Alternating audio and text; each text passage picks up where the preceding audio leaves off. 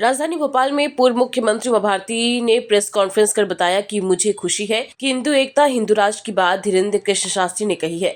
बुंदेलखंड से ही ऐसी भूतियां निकलती हैं। एक बात है कि भारत हिंदू राष्ट्र है, इसे स्वीकार करना है सबको। यदि हिंदू राष्ट्र है तो इसलिए सेकुलर है। जहाँ जहाँ हिंदू खतरे में आया वहाँ इस राष्ट्र में ही कई उदाहरण है। इस्लाम, जैन, बुद्ध, ईसाई कोई नहीं था, तब सनातन था। हिंदू ने सबको स्थान दिया, किसी की मान्यताओं से इनकार नहीं किया। अन्य धर्मों को सोचना होगा कि समझना होगा कि हिंदू का मतलब ही विविधता में एकता।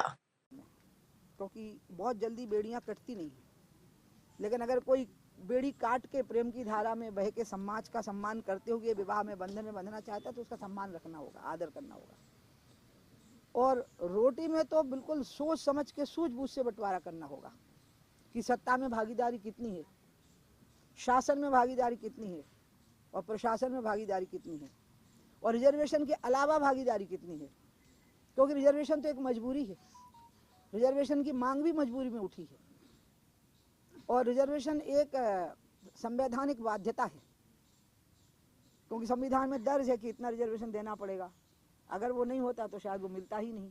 इसलिए अब पूरे हिंदुस्तान में एक हिलोर उठनी चाहिए। अगर हमें समाज में एकात्मता चाहिए और हमें खास करके जातियों में विभाजित हिंदू समाज में एकात्मता चाहिए तो सत्ता में, शासन में, प्रशासन में बराबर की भागीदारी सुनिश्चित करनी होगी।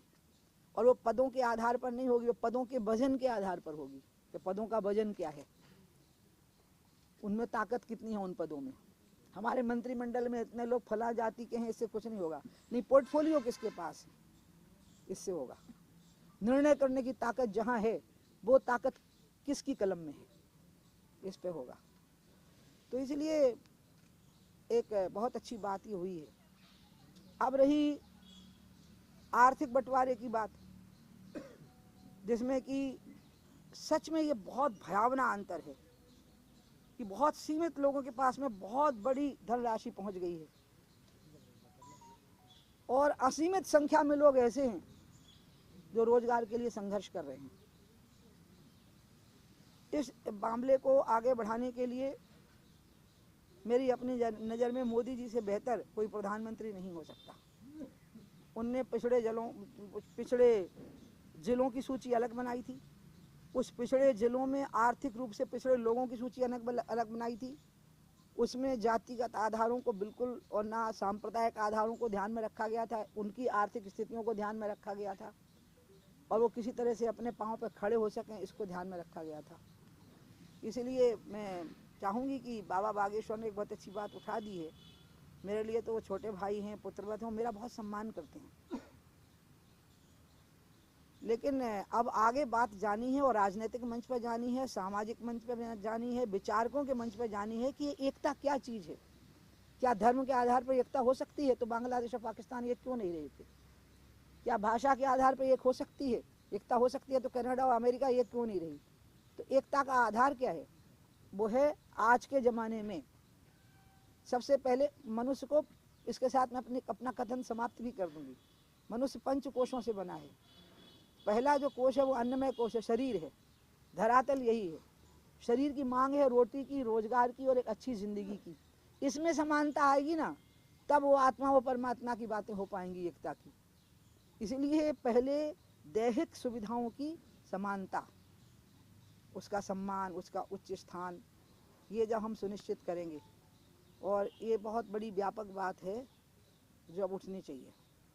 और अगर ये नहीं उठती है तो फिर हम ऐसी ही बातें करके रह जाएंगे, फिर बात आगे बढ़ेगी नहीं। बाकी मुझे बड़े चैलेंजेस लगते ही नहीं हैं। हम सब चीज़ों से निपटने में सामर्थ्य रखते हैं। हम पाकिस्तान को आप देखिएगा, बहुत बुरी हालत में पाकिस्तान खुद आएगा। आत्मघाती कदम उठाए हैं उसने, हमारे लिए बड़ा चैलेंज नहीं है वो। हमारे लिए दुनिया में कोई चीज़ बड़ी चैलेंज नहीं है। हमारे लिए सबसे बड़ा चैलेंज है अपने ही देश का भ्रष्टाचार ख़त्म करना और अपने ही देश में सबको आर्थिक दृष्टि से और सत्ता की दृष्टि से, शासन की दृष्टि से, प्रशासन की दृष्टि से बराबर की भागीदारी स्वाभाविक प्रक्रिया में दिखाना, बिना आरक्षण के दिखाना। जो आरक्षित हैं उन पदों के अलावा भी हम महत्वपूर्ण स्थानों पर वंचित वर्गों के लोगों को रख सकते हैं, जहां निर्णायक ताकत है। तो मुझे लगता है कि ये बात आगे बढ़ेगी। नहीं तो एक बहुत बड़ा भीड़ भड़क्का हो, मजमा इकट्ठा होके और फिर शांति सी हो जाएगी, फिर ये बात आगे उठेगी नहीं। मेरी बहुत इच्छा है कि ये बात सभी लोग मिलकर के उठाएं और सभी राजनीतिक दल इस पे एक हो जाएं। अब मुझे लगता है कि आप लोग मुझसे पूछिए, मैं आपको बताऊं कि गौ और गंगा का ये बताना था कि मैंने अपनी मुख्य बात पहले ही कह दी। अब दूसरी बात जो मुझे जिसकी आज चर्चा करनी थी